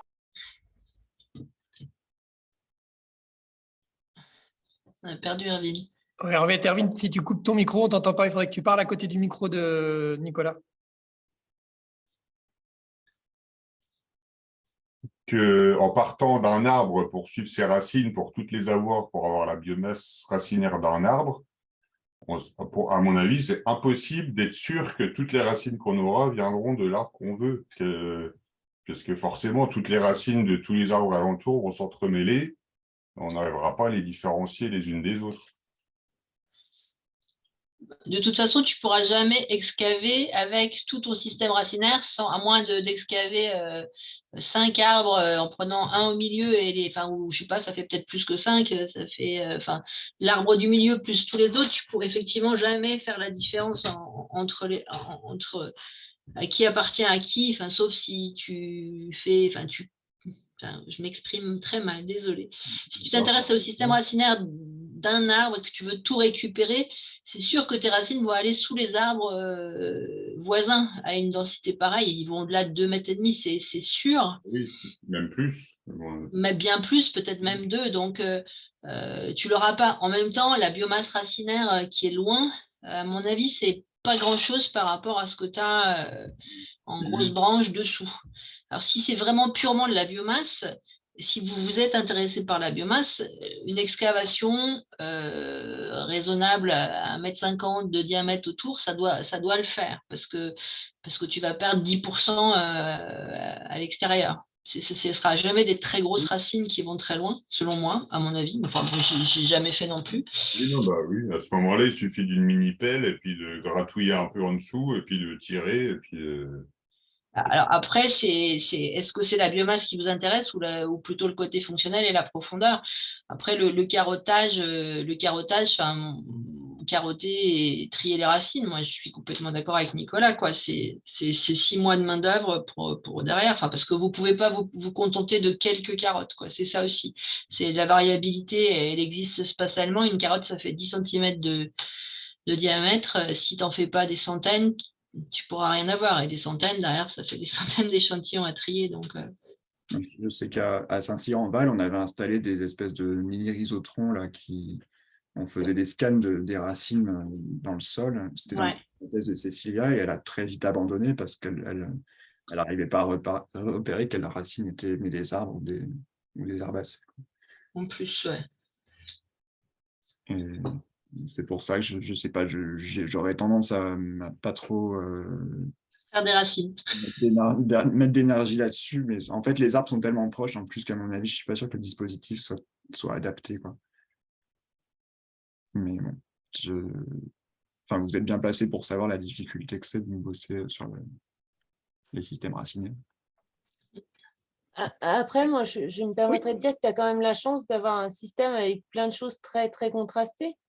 Donc, peut-être que si tu n'es pas centré arbre, mais racines dans le sol, tu peux caractériser les traits racinaires dans chacune de tes parcelles en fonction de la proportion d'individus que tu as dedans, compter les mycorhizes ou je ne sais quoi, l'épaisseur des racines quand tu fais un prélèvement racinaire tous les 100 mètres ou tous les 300 mètres, parce que je ne sais pas la taille de ton truc, et dire, voilà, les racines sont plus épaisses à tel endroit, en proportion, en faisant un échantillonnage, sans savoir si ça vient d'un arbre peuplier, d'un arbre aulne ou de quoi que ce soit, mais te poser la question de savoir si la structuration de ton sol et de la présence des racines dans ton sol présente des traits écologiquement différents, genre en plein hiver, quand il n'y a pas d'herbacées, et puis en plein été, quand il y en a, pour voir si à quel point écologiquement ta plantation modifie les traits fonctionnels racinaires comme le SLA sur ta parcelle, mais ça serait du SLR ou je ne sais quoi, sans essayer de savoir à quel arbre ça vient. Ouais. Après, C'est peut-être idiot. des herbacées, il y en a toute l'année, en fait. Mais ouais, Oui, il y en a toute l'année, mais tu as une proportion en fonction qui augmente quand on met ou à la distance de l'arbre. Enfin, je ne sais pas, c'est peut-être complètement débile. Non, bah, je ne sais pas. Séverine, c'est là-dessus que tu veux réagir? Ouais, non, c'est pas complètement débile, c'est hyper intéressant. Après, c'est de savoir quel est le compromis en termes de nombre de carottes à faire pour arriver à montrer des différences de traits fonctionnels, partant du principe qu'on a quand même une forte variabilité au sein des différentes modalités, quoi. Moi, c'est plus ça qui me fait peur, c'est cet aspect finalement des arbres qui sont très proches qui fait que j'ai un peu peur que entre les modalités, il faut vraiment avoir une puissance en termes de nombre de répétitions, à mon avis, très important, quoi. Et ça, c'est le premier point. Et le deuxième point, c'est quand même de l'argile lourde et c'est quand même pas si facile que ça d'aller dépioter des racines dans l'argile lourde. Et vous l'avez fait, non? Parce que sur les 66 échantillons que vous récoltez, là, dont tu parlais tout à l'heure, On regarde, on prend pas les racines, non. il y a des belles racines. Non. C'est pour ça en partie qu'il me semble qu'un compromis, c'est de faire des fosses, en fait. Bien évidemment qu'on n'aura pas tous les traits, hein, voilà, des racines, ça on est d'accord, mais on aura quand même un certain nombre d'informations avec ça. Et je rebondis sur ta phrase tout à l'heure, Nicolas. Bien évidemment que tout ce qui se passe en souterrain, c'est ce qui est souvent le plus difficile à travailler, en tout cas à bien comprendre, à bien maîtriser. Et aujourd'hui, c'est aussi pour ça que plein de gens continuent à dire n'importe quoi finalement sur l'origine de certains facteurs quand on a, en forêt mélangée ou autre, hein. En tout cas, quand on faire des hypothèses tout le temps sur l'origine de mon résultat, sur mes traitements, c'est le sol, je ne l'ai pas mesuré, mais ça doit être ça. Voilà, on peut aussi essayer dans Sylvade, et on a des collègues qui le font très bien hein, et qui le font tous les jours, mais dans votre dispositif, essayez peut-être de creuser cette question. Et je ne sais pas, j'ai aperçu Joseph tout à l'heure, je ne sais pas s'il est encore là, je ne sais pas si tu as une expérience là-dessus, Joseph. Bonjour à tous, vous m'entendez ou pas? Oui, nous entendons, oui. Ouais. Oui, bah, c'est sûr que c'est super intéressant comme dispositif et effectivement sur les racines il y aurait énormément de choses à faire, mais après c'est une question de temps quoi. C'est sûr que il faudrait il faudrait presque un projet pour ça quoi. Donc effectivement hein, sur les racines tu as soit deux choses, soit tu regardes la distribution des racines, donc là tu fais des fosses comme disait Damien, donc bon moi, je pense que c'est quand même assez intéressant parce que je pense qu'il y a une différence d'enracinement entre les différentes modalités qui peuvent être intéressantes à quantifier. Après, il faut voir si les racines se distinguent bien entre les différentes espèces. Et puis après, sur la partie biomasse, il faut voir ce qui nous intéresse aussi. Est-ce qu'on fait de la biomasse totale avec les grosses racines ou est-ce qu'on s'intéresse que à la biomasse de racines fines? Et à ce moment-là, tu peux faire plus carottage, quoi, la carrière racinaire, avec toujours le bémol que c'est de l'argile lourde et que voilà, en profondeur, tu ne vas pas pouvoir forcément aller jusqu'à la profondeur d'enracinement au-delà d'un mètre, quoi, parce que ça va être compliqué à prélever et compliqué à trier, quoi. Donc, mais après, voilà, sur ces mailles de biomasse racinaire, là, le système est, enfin, la densité, c'est relativement dense, mais je pense que c'est pas trop un problème parce que si tu te mets au cœur de chacun des traitements, tu as quand même un signal qui doit être relativement fort. Donc, et après, peu importe, finalement, tu peux te centrer sur un arbre en te disant que les voisins, il y a autant de racines de ton arbre qui partent chez les voisins que de ceux du voisin qui rentrent dans ton arbre. Enfin, donc, voilà, tu fais un espace de vie autour de ton arbre pour dire, voilà, mon échantillonnage, il se passe là-dedans. Et donc, je pense que c'est pas trop un souci si tu veux voir un signal, en fait, biomasse racinaire assez fin. Mais bon, après, voilà, c'est énormément de boulot, quoi. Derrière, il faut peut-être le réfléchir dans le cadre d'un projet à part entière plutôt que... Oui, parce que là, tu vois, c'est vrai que discuter comme ça, on se dit oui, alors oui, on aimerait bien faire ça, mais effectivement, derrière, c'est, oui, enfin, comme dit, enfin, 6 mois de main-d'œuvre, oui, c'est au bas mot, quoi. Enfin, si on veut vraiment faire les choses proprement. Ouais. Ouais. Mhm. Et que ce soit toi ou que ce soit Irène et Béa, là, vous seriez intéressés pour qu'on réfléchisse ensemble, pas tout de suite, quoi, mais ce qu'on pourrait faire au niveau des racines sur le dispositif. Bah, oui, oui, après, on peut en discuter sur les différentes. Oui, c'est ça. Enfin, qu'est-ce qu'on veut quantifier déjà? Oui. Et puis effectivement, enfin, quelle technique on peut mettre en œuvre pour y arriver, quoi. Ouais. Mhm. Ok, Et donc, puis oui. essayer de quantifier, oui, enfin après, je me rends pas trop compte du nombre de modalités. Parce que pour quantifier, tu vois, je sais pas moi, enfin, pour bien quantifier les choses, par exemple, nous, tu vois, en carotte, en biomasse racinaire, là, je sais pas, mais je dirais que il faut à peu près 4 arbres par traitement, et puis, je sais pas, au moins 25 prélèvements autour de chaque arbre, quoi. Enfin, nous, en tout cas, c'est ce qu'on a fait en milieu naturel, tu vois, pour avoir à peu près des choses qui soient à peu près cohérentes. Donc, tu vois, ça te fait déjà presque une centaine de carottes, presque par traitement, quoi. Joseph, je n'ai pas entendu ton calcul. Tu dis 4 arbres par traitement et puis combien après? Mais peut-être que vous pourriez vous réunir en fait et pas commencer cette réunion aujourd'hui. Ouais. Réunissez-vous et puis discutez-en. Réunissons-nous. Je suis partant pour discuter, mais je Ouais. suis tout à fait, enfin, ce que j'ai dit et Joseph est d'accord, c'est que sans un projet qui apporte 6 mois de main-d'œuvre pour nettoyer les racines et peser machin, c'est quasiment injouable. Mais on peut réfléchir d'abord et décider si c'est faisable ensuite. Mhm. Non, mais ce serait l'idée, ce serait de le proposer quelque part pour justement financer cette main-d'œuvre. Mais non, si vous êtes OK pour qu'on en parle enfin, tous. Mais Alors, oui. moi, je suis OK pour qu'on en parle. Il y a Aurélie qui lève la main. J'ai juste une question parce que j'ai raté un bout, parce que j'ai perdu le fil. Est-ce que tu as une signature NIRS sur les feuilles de tes différents arbres? Non. Qu'est-ce que tu appelles une signature NIRS? T'as pas fait des... Parce qu'en fait, on pourrait aussi discriminer les types de racines avec des signatures en NIR, infrared, je sais plus quoi, là, spectrum. Et du coup, avoir un peu moins de boulot, mais peut-être que je dis des bêtises. Il y aura toujours autant de boulot de nettoyage. Après le NIRS, Alexandre l'a fait dans sa thèse avec Damien et moi. Je pense que graminées, peupliers, on a de fortes chances que ça se fasse bien, enfin, qu'il y ait vraiment quelque chose de différent. Après, aulne, peuplier, c'est du boulot, quoi. Ça veut dire que c'est un énorme boulot en plus, mais ça doit être jouable. Après, on peut faire des choix sur les modalités qu'on regarde, hein, parce que Aussi. dans le cadre de la thèse d'Anaïs, elle s'est beaucoup focalisée sur le peuplier, alors que dans le cadre de la thèse de Andy, le doctorant du LAE, c'était plutôt l'aulne. Donc, c'est ça aussi qu'on peut, c'est ça aussi, de ça aussi qu'on peut discuter, quoi. Ok, Aurélie, pardon. Je vous en prie.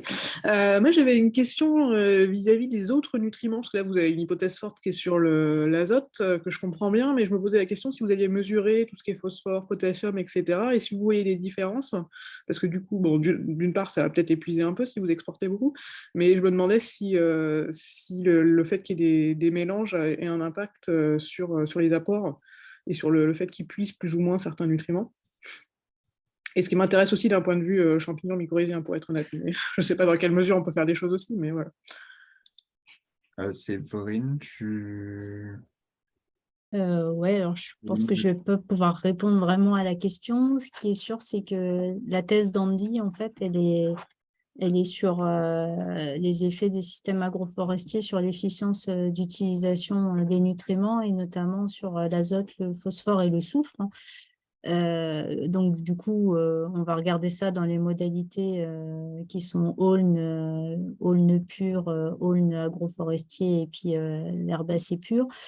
Par contre, nous, au labo, on maîtrise bien l'azote et le soufre et on maîtrise quand même beaucoup moins le phosphore comme élément, quoi. C'est pas la même dynamique en termes de recyclage de phosphore par rapport au modèle qu'on a azote et soufre, quoi.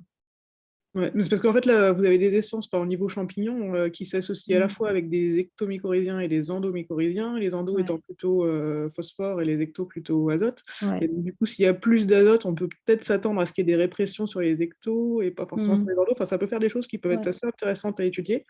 Ouais. Bon, c'est Mais- pareil, c'est des choses qui sont un peu lourdes à suivre, mais il peut y avoir des choses intéressantes à regarder derrière tout ça. Mais du coup, moi, je ne sais pas trop, enfin, si vous, côté IAM, vous êtes intéressé par ces aspects plutôt réseau fongique, là, mais du coup, il y a Pierre-Emmanuel Courty qui doit venir au mois d'octobre sur la parcelle, parce que du coup, lui, il serait intéressé pour regarder des choses. Ok. Donc, je ne sais pas, enfin, c'est peut-être aussi, ça peut peut-être être discuté aussi avec vous, enfin, je ne sais pas trop. Ok. Voilà, bah, je te redirai dans ces cas-là, Aurélie. Ouais, ça marche. Bon, après, s'il peut être prévu de bosser, je lui laisse la place. Non, mais On après, va voilà, pas moi, je se ne sais pas marcher quelles sur les sont pieds. vos spécificités, parce que lui, il est quand même très endo, je pense, non? Oui et non. Ah bon, d'accord, ok. Bon, bah écoute, on en reparlera. Ok, ça marche. Et puis pour ce qui est en fait, du devenir de la biomasse, Alexandre, là, le directeur de la ferme, proposait en fait il aurait voulu regarder l'effet, enfin, je ne sais pas comment il avait tourné ça dans son mail, peut-être que tu sais plus que moi, Séverine, en fait, de comparer d'utiliser le broyat de bois pour litière pour les bovins, et donc je sais pas, de comparer Oui, je pense qu'il veut faire des mesures, alors je ne sais pas moi, en termes, je ne sais pas si c'est par rapport au bien-être des animaux derrière ou le fait que ça réabsorbe l'eau. Je ne sais pas trop quels indicateurs il a, mais ouais, je crois qu'il veut tester en fait des broyats des systèmes agroforestiers ou pas, quoi. Après, on est pas mal sollicité pour le bois. Un certain Didier Le Tiec m'avait même dit que si on lui offrait le bois, il venait de couper lui-même. Donc, je ne sais pas ce que vous en... Enfin, je serais curieux d'avoir votre avis sur qu'est-ce qui est le plus intelligent. Est-ce que c'est d'utiliser le bois comme paillage sur les lignes d'arbres pour éviter une concurrence trop forte avec les herbacées, ou est-ce qu'on n'a pas besoin de ça d'après vous, parce que les systèmes racinaires des arbres sont déjà très développés? Est-ce qu'il faut tout jouer sur un aspect un peu politique en utilisant le bois pour chauffer le centre et en essayant de communiquer un peu là-dessus? Le bois agroforestier, c'est très, très à la mode. D'autres choses? Je pense que le paillage, ce n'est pas forcément nécessaire. En repousse, ça va rejeter énormément. Et à l'inverse, il y aura quand même un problème, c'est que tu auras plusieurs tiges par souche de peuplier. L'aulne, je pense que ça sera pareil. Donc il faudra, si tu veux maintenir une seule tige, il faudra démarier, c'est-à-dire éliminer les tiges, choisir un brin principal et supprimer les autres brins au cours de l'année prochaine, quoi. On a prévu de le faire, oui, en fin de printemps ou en été 2023. Bon, il y a un énorme boulot là-dessus. Ouais. Et puis Après, la protection à nouveau contre les chevreuils, là, parce qu'on les avait d'entre vous ça sera les protéger de nouveau. Des gaines individuelles à chaque fois. Dans le même sens, Nicolas, mon raisonnement, c'est qu'il me semble que ça n'est pas une question de recherche, en fait. Qu'apporterait de mettre au pied de peupliers dans un système agroforestier ce type de produit? Donc si ce n'est pas une question de recherche que vous voulez approfondir, j'aurais tendance à dire que peut-être c'est l'aspect politique qui devrait l'emporter sur le choix. Didier, je pense qu'il peut aller chercher du bois ailleurs et peut-être qu'on pourrait privilégier l'idée de fournir du bois sur le centre de recherche. De toute façon, Didier il râle toujours après le chauffage au bois et dit que ça pollue plein, donc je ne vois pas pourquoi est-ce qu'il veut utiliser du bois. Mais le peuplier, ça ne chauffe pas, si, je ne suis pas sûre que... En plus, ça ne chauffe pas. Le peuplier, c'est juste bon à faire des pizzas. C'est les fours à pizza qui utilisent le peuplier, mais ça chauffe rien dans une maison. Donc, non. Par contre, en plaquette, oui, moi je pense que politiquement, je rejoins Damien. Politiquement, ce serait bienvenu, sachant qu'on va sûrement devoir chauffer moins les bâtiments avec du gaz. Donc, un apport avec un sous-produit de cette expérimentation, je pense qu'il serait bienvenu au niveau du centre, en termes de communication. Et moi, je suis d'accord avec Pascal sur le fait que tu n'as pas besoin de pailler vraiment avec un système racinaire comme ils en ont un, ça va partir. Okay.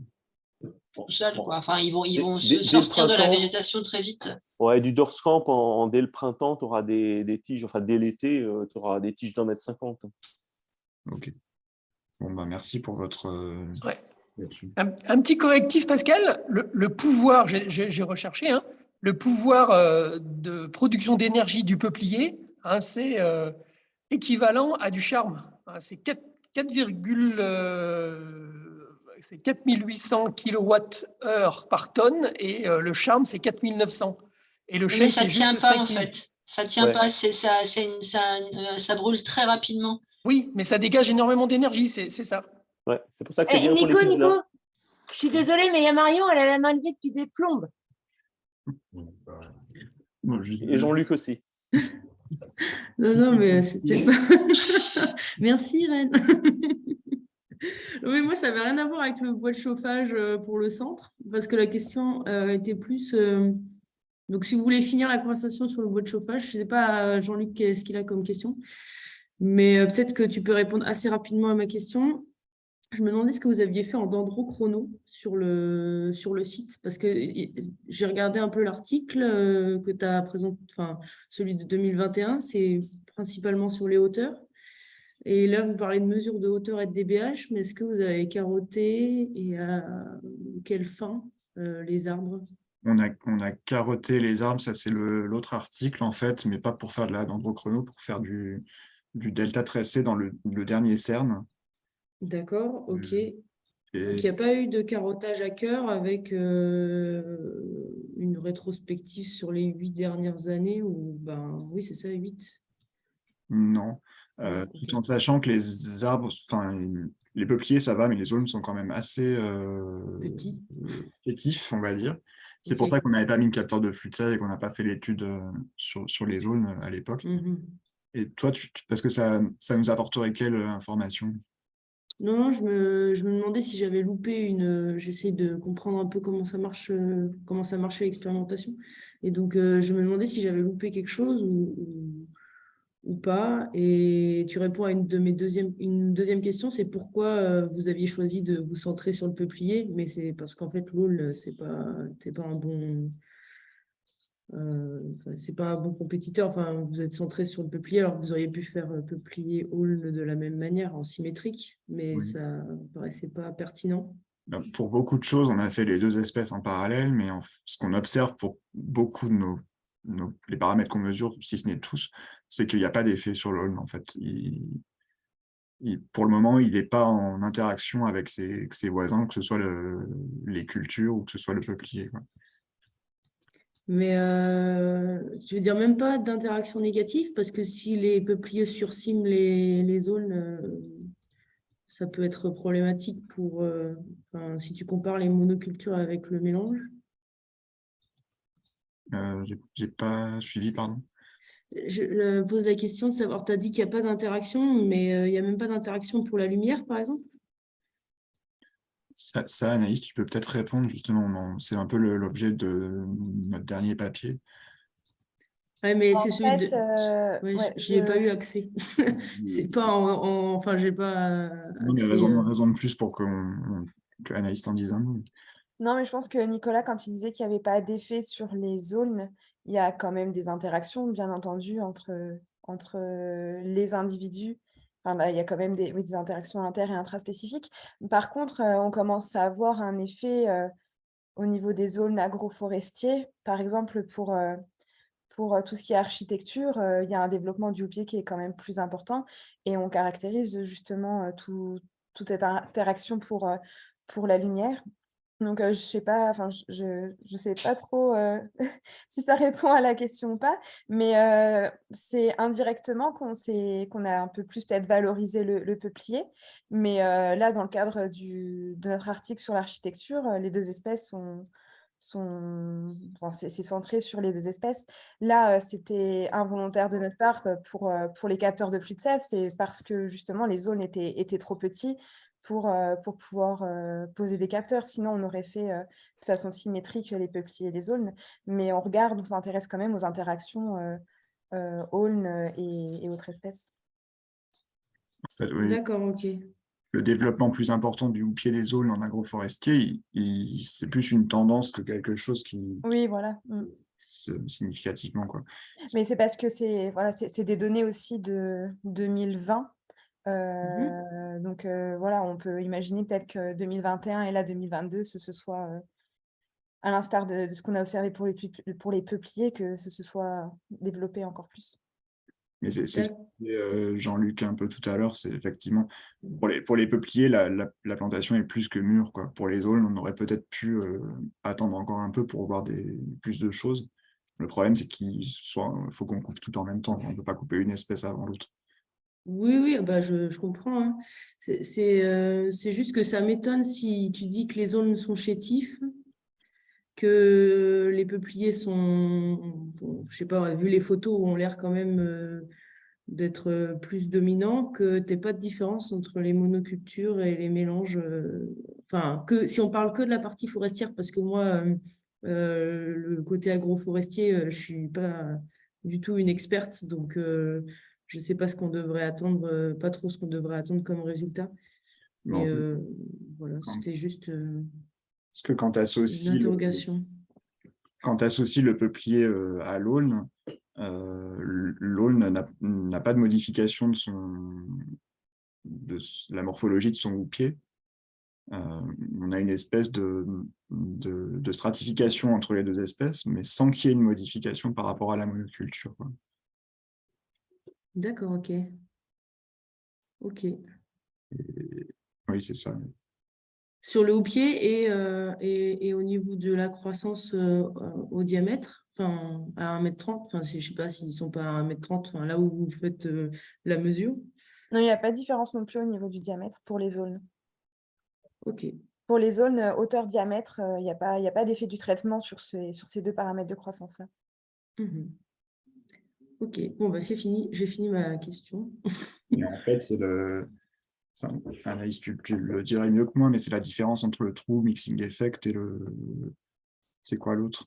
Les effets additifs, oui, voilà, l'objectif là de l'article, c'était de différencier les vrais effets de mélange avec plus ce qui est plasticité finalement morphologique des individus et comparer ça aux effets simplement additifs. Et finalement, ce qui ressortait, c'est que dans le mélange forestier, on a la même architecture pour les deux espèces, comme quand elles sont en monoculture, en fait. On n'a pas de différence. Il y a une stratification des deux espèces dans le mélange forestier, mais ce n'est pas dû à un vrai effet mélange. C'est simplement des effets additifs. Il n'y a pas de différence pour ces paramètres de croissance-là pour les deux espèces. Ok. Jean-Luc? Oui, merci. Juste à propos du bois, deux choses. Sur le pouvoir calorifique, hein, il ne faut pas confondre le bois bûche et d'autres formes, hein. C'est en bois bûche, le peuplier a un pouvoir calorifique qui est 2 fois moins grand que du charme, 2 fois moins élevé, puisque c'est directement lié à la densité du bois. Donc, c'est à peu près un rapport de 1 à 2. Par contre, en granulé, la différence s'efface puisque tu as des choses qui sont comprimées dans lesquelles tu n'as plus d'effet densité. Donc là, en effet, le pouvoir calorifique devient comparable. Mais le coût que tu as à fabriquer ton pellet ou ta plaquette ne va pas être le même en partant de charme ou de bois de peuplier. Donc si, je ne sais pas, après, ça dépend jusqu'à quel niveau de réflexion écologique tu veux aller, mais dans les différentes filières, à quoi va servir ton bois, etc. Moi, je ne voulais pas en fait parler de ça. Moi, je voulais savoir si, du coup, est-ce qu'il n'est pas intéressant, est-ce que vous avez prévu de récupérer quand même une rondelle et de conserver une rondelle quelque temps, pour un temps limité, à la limite, pourquoi pas, si jamais personne n'en fait rien, mais quand même, ça me paraît intéressant si ce n'est pas prévu de le faire, quoi. Moi, je pensais à mon quinzaine de tout à l'heure. Bon, je sais pas, si t'as pas, pour pas grand-chose, tu peux avoir la part d'azote fixée qui vient dans tes peupliers, qui vient du sol d'origine et qui vient de ce qui a été fixé par l'aune, quoi, par exemple. C'est vraiment, j'ai réfléchi, ça devrait marcher assez bien, entre guillemets, puisque tu as le quinzaine dans les aulnes pures, tu as le quinzaine dans les peupliers purs. Si tu supposes que ton sol était à peu près homogène en quinzaine sur l'ensemble, tu peux vraiment faire une équation de mélange dans tes agroforestiers. Donc pour ça, il faut faire de quinzaine sur des rondelles à 1,30 m, mais il faut les avoir. Bon. Donc moi, je me disais, je ne sais pas, des rondelles à 1,30 m conserver, des rondelles assez épaisses, bon. Et après, je pense que tu me dis, Jean-Luc, si je me trompe, après ça peut être, on peut les utiliser pour d'autres choses. On pourrait faire de la dendrochrono avec ces rondelles-là, en fait. Aussi. Exact. Bon, après, on ne veut pas conserver les trucs si on n'en fait rien. Donc tu pourrais dire, je fais l'effort. Il faut un coup de main, il faut suffisamment de gens et tout, de conserver une rondelle à 1,30 m. Tu les mets dans le bâtiment N et tu dis, au bout de 3 ans ou 2 ans, si personne n'a rien fait, on balance tout. Bon, voilà, ça peut être mais ça me paraît un tout petit peu plus prudent, je ne sais pas. J'aurais eu et ça, c'est gestionnaire du dispositif parce qu'on a évoqué la dendrochronologie, bon, donc les variations interannuelles, pourquoi pas, mais bon, tu as eu de l'irrigation, tout ça, je ne sais pas, mais ça, tu l'avais puisque tu faisais un suivi de croissance assez fin, donc finalement, tu l'as eu sans avoir besoin d'avoir la dendrochronologie, a priori. Si on conserve des rondelles, c'est plutôt pour analyse chimique. Bon, moi, je pensais à la question d'Aurélie sur la nutrition, par exemple. Tu peux, tant qu'à faire, si tu fais du quinzaine, tu vas broyer tes échantillons, tu peux faire une ICP-MS vite fait et tu auras tes ratios d'éléments dans le bois. C'est quand même pas mal, quoi, hein, et ça donne une bonne idée de ce qui se passe aussi, hein, en phosphore, en ratio calcium. Bon, tu prends un élément, un majeur standard, tu le compares à azote, phosphore. Bon. Il y a toute une série de questions là, qui n'ont pas été évoquées, qui me semblent quand même intéressantes, pour lesquelles une précaution serait le prélèvement à 1,30 m du rondelle assez épaisse pour contenter tout le monde, mais sans qu'elle soit trop grosse, pour pas que ça fasse perdre du temps et de la manutention pour rien, du style 5 cm d'épaisseur. Je sais pas quoi. Non, mais c'est un très bon conseil. Ouais. Et si on le fait pour les 360 arbres qu'on suit, c'est suffisant ou il faut un plan d'échantillonnage plus important? Ça en fait combien par modalité, ça? Alors, du coup, et par répétition. Pour tu as 3 répétitions. Ça fait 60, je crois, de souvenirs. C'est 60. Oui, c'est largement assez. Il y a 20 arbres par traitement par bloc. Donc, ça fait 60 par traitement et par bloc, quoi, c'est ça? Par traitement. Ça fait 60 en tout. Ouais. 60 par quoi? Par traitement? Ça fait 60 par espèce et par traitement. D'accord, et tu redivises par 3, ça fait 20 par bloc, quoi, c'est ça? Oui, c'est ça, il y en a 20. Oui, moi, ça me paraît correct. Oui.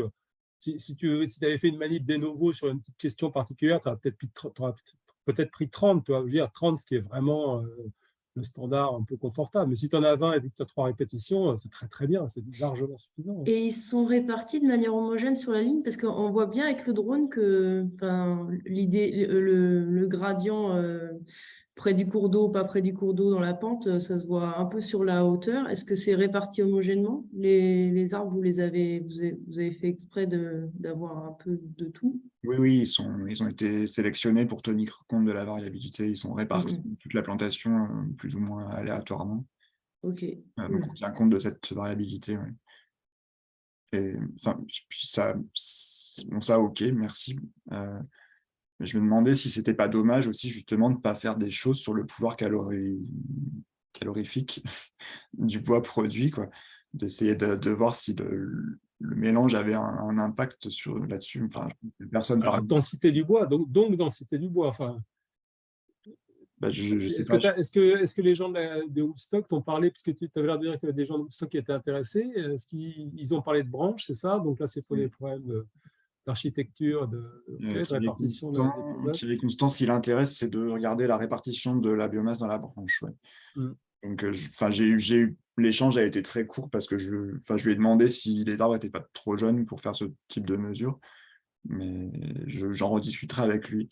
Et Yana, je ne sais pas encore trop ce qu'elle veut faire, mais je sais qu'elle a travaillé sur des plantations agroforestières où ils se sont rendus compte que les arbres en agroforesterie n'avaient pas le même cœur que les arbres d'une monoculture, quoi. Et elle voulait voir si ça se retrouvait.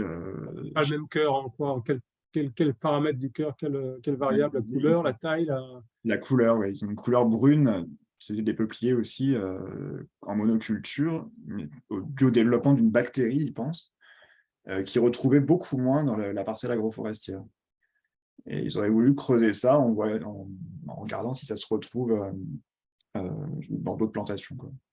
Voilà. Il y a eu pas mal d'études sur les champignons du cœur, mais les pathogènes, quoi, où on montre que suivant le niveau d'azote, c'est très variable. D'ailleurs, c'est plutôt là où il y en a plus que tu rencontres le plus de FOMS, par exemple, a été bien étudié en pourriture de cœur comme développement, avec résultat qui a été retrouvé plusieurs fois, qui est que tu as un plus fort développement là où tu as une nutrition en azote qui est plus élevée. Donc, C'est vachement intéressant, ouais, justement, de regarder si on a... ouais. Enfin, tu l'aurais vu, pour l'instant, c'est pas sur ces essences-là, théoriquement. Donc, je sais pas. Enfin, par contre, en termes de bactéries, champignons, il y a peut-être des choses à voir pas connues. Oui, bon, ça, on verra là. Et peut-être Aurélie qui connaît ça mieux. Enfin, comme je vous disais, j'en parle avec Yana lundi prochain. Je ne sais pas encore exactement ce qu'elle a à la tête. Bah, si elle est partante sur la densité, à mon avis, alors, par exemple, la question que tu viens de poser, qui est assez intéressante, hein, est-ce que tu as un effet densité? Parce que ta biomasse, c'est quand même hauteur, diamètre, fois densité hein, dans tout ça. Hein. Si tu n'as pas cette composante-là, d'ailleurs, tu n'as pas la biomasse. Hein. Je ne sais pas comment vous avez fait jusqu'à maintenant, mais du coup, l'idée de la carotte, enfin l'idée de la rondelle à 1,30 m est un minimum. Quoi. Ok. Mais de toute façon, c'est ce que j'ai dit tout à l'heure, à minima, on prélèvera pour faire des teneurs en eau du bois sur les 360 arbres. Quoi. Mais ça coûte pas cher de prendre une rondelle de plus, effectivement, qu'on garde. Et de faire des estimations de production en biomasse? Oui. Et du coup, vous avez essayé d'avoir la densité du bois? Non, c'est toujours basé en fait sur le rapport entre la biomasse sèche, la biomasse fraîche d'un échantillon de tige. Relié à la hauteur et le diamètre à 1,30 m. C'est un peu ça la question. Non, on faisait un produit en croix avec la biomasse fraîche totale de l'arbre et la biomasse fraîche et sèche de notre échantillon. Et après, on extrapolait à toute la plantation. Ah oui, donc tu avais des biomasses sèches d'échantillons que tu as mesurées. D'accord. Oui, c'est ça, oui. Ouais. Et après, ce que dit Erwin, on extrapole à toute la plantation sur la base d'équations allométriques. Ça marche très bien chez le peuplier, établi avec les dimensions des arbres. Ah, et tu faisais directement une biomasse totale, quoi. Oui, d'accord. Et ça, à Saint-Cyr-en-Bas, ça a été publié par Cécilia. Ça marche assez bien. Et puis, je crois, Anaïs, que tu as utilisé d'ailleurs ce type d'équation pour Pour l'efficience de transpiration, oui, pour calculer l'accroissement en biomasse, je me suis basée sur les équations allométriques là, de Saint-Cyr, comme on était sur les mêmes caractéristiques hein, de densité de plantation, d'âge des individus, puis d'espèces. Donc ça marche assez bien. Il y a pas mal d'équations allométriques hein, pour les peupliers. Mais là, l'objectif, idéalement, ça aurait été de faire ça dans la thèse, mais avec les abattages, c'est de pouvoir arriver à définir ces équations allométriques pour pouvoir calculer in fine ce qu'ils appellent le LER pour avoir justement, pour pouvoir vraiment comparer la productivité de chaque traitement avec la culture agricole comprise dans les systèmes agroforestiers et de comparer ça aux monocultures. Donc ça, c'était vraiment l'objectif.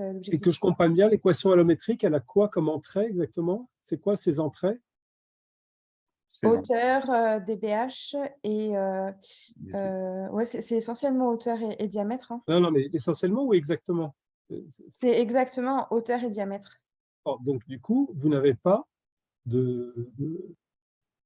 introduit d'effet de densité possible qui pourrait varier entre les traitements. Non, moi, ça me dirait hein, sur les équations allométriques. Les équations sont établies indépendamment pour chaque traitement. Quoi. Ah, oui, d'accord, ok. Vous avez une équation par traitement, pardon, d'accord, ok. Ok. Donc là, ça peut être introduit éventuellement. Ok, d'accord. Ouais. Et le LER dont parlait Anaïs, je ne sais pas si c'est quelque chose que tout le monde connaît, c'est la surface équivalente assolée qui correspond au gain de productivité, que ce soit par la culture ou par l'arbre, de l'association des deux par rapport aux monocultures. Un LER ou une surface équivalente assolée de 1,4, ça veut dire que l'association agroforestière produit 40% de plus que les deux monocultures. En tout cas, Nicolas, on ne va pas discuter plus de ça, mais ça vaut le coup éventuellement qu'on discute tous les deux, ou éventuellement avec Yana, et voire même d'autres gens chez nous ici, de cette histoire de rondelle à 1,30 m et de ce qu'on peut faire avec. Quoi. Ok. Parce que c'est quand même du boulot, évidemment. Si on veut faire quelque chose, il faut au moins un master, un truc comme ça, tu vois, parce qu'il va falloir broyer, il va falloir mesurer, il va falloir analyser. Bah là, c'est un peu comme pour les racines, hein. Il faudrait faire une espèce de projet en soi autour de ça. Ouais. Et du coup, il faut vraiment isoler les questions qui sont les plus intéressantes éventuellement. Tu vas voir, par exemple, cette histoire de prélèvement d'azote, est-ce que ça n'a pas déjà été publié 3 fois et tout. En agroforesterie, je ne pense pas. Moi, j'avais vu à l'époque, quand on bossait sur le quinzaine, dans le bois, on avait déjà vu quelques trucs. Il y avait quelques petits trucs, puisque c'est toute la question de la fixation symbiotique, et il y avait déjà des trucs. Alors, c'était pas agroforesterie, mais le mélange symbiotique, non symbiotique, fixation symbiotique, non fixation non symbiotique, avait déjà été un peu publié. Il faudra regarder. Ok. Et en fait, le pouvoir calorifique, il n'y a pas que la densité, je suppose, du bois qui nous informera là-dessus. Mais est-ce que l'AirMap, par exemple, fait ce genre de choses? Sûrement, mais ça dépend, à mon avis, à 90% de la densité. Hein. C'est vraiment. Oui, tu crois que c'est aussi. Le pouvoir calorifique du bois en tant que matériau bois, comme le disait Damien tout à l'heure, c'est quasiment le même pour toutes les essences. Enfin, après, je suis sûr qu'il y a des gens qui s'intéressent aux variabilités entre essences, hein, c'est sûr. C'est peut-être d'ailleurs intéressant, je ne connais pas, il faut poser la question à des spécialistes, mais c'est peut-être intéressant. Est-ce que les pellets, c'est-à-dire des bois finalement compressés, ont les mêmes pouvoirs calorifiques suivant les essences? Aujourd'hui, on ne parle pas et on te dit que tout est pareil. Bon, mais c'est le pouvoir calorifique ramené à l'atome, quoi. Hein. C'est le bois avec le même niveau de séchage. Faut en discuter avec les spécialistes. Mais l'effet principal, il est via la densité, hein, déjà. Donc, il est sur le bois bûche, quoi. Okay. Donc l'effet principal derrière, c'est aussi le coût de la mise en pellet, du séchage, etc. C'est le niveau d'humidité, la densité qui vont te coûter plus ou moins cher à casser en morceaux et à compresser. Et ça, il doit y avoir peu de choses là-dessus. Hein. Ouais. Ok. Je sais pas, j'ai l'impression qu'on a fait à peu près le tour. Là, c'est intéressant si on fait finalement ces espèces de petits groupes, d'une part du côté bois, de l'autre part du côté racine. Bon, c'est pas des choses à faire dans l'urgence, je pense, mais merci pour votre intérêt. Je ne sais pas si quelqu'un veut rajouter quelque chose. Juste pour Didier doit avoir les oreilles qui sifflent, mais d'après ce que j'ai compris, lui, il se chauffe quasiment exclusivement avec la production des saules qu'il a dans son jardin, quoi. Il récolte les tiges de saules qui ne sont pas très loin en termes de qualité, c'est comme le peuplier, quoi. T'es sûr, Nicolas? Parce que moi, je sais que Didier, il va faire de l'affouage, en fait. Enfin, il va faire des coupes de bois dans la forêt de Champenoux. Et je pense que c'est aussi pour lui-même. Je ne sais pas pour quelle part, hein, ça ne doit pas être effectivement. Ouais. C'est peut-être pas à 100% effectivement de ses besoins en chauffage. Bon, tout dépend aussi s'il chauffe à 15 degrés sa maison ou 24. Hein. Tout à fait. Ok. Bon, bah, si personne, merci d'avoir assisté. C'est vachement intéressant. Ouais, ça nous a permis de penser à d'autres choses auxquelles on n'avait pas forcément pensé dans notre petit groupe. Voilà. Merci à toi. En tout cas, c'est une très belle manip. Ouais, merci à toi. Ouais. Merci, Nicolas. Bon après-midi. Au revoir. À la prochaine. Merci, au revoir. Et même si je suis pas costaud et que c'est des bouts de bois, si tu as besoin, vu que je les ai plantés quelques-uns, je peux peut-être donner un coup de main à les faire tomber ou à couper des rondelles à 1,30 m tant qu'on me dit comment faire.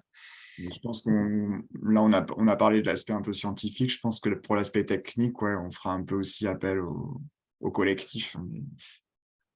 Mais en tout cas, merci beaucoup.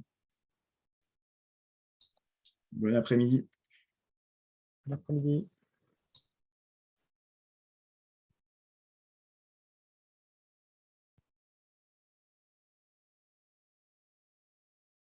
Je comprends pas comment ce truc. On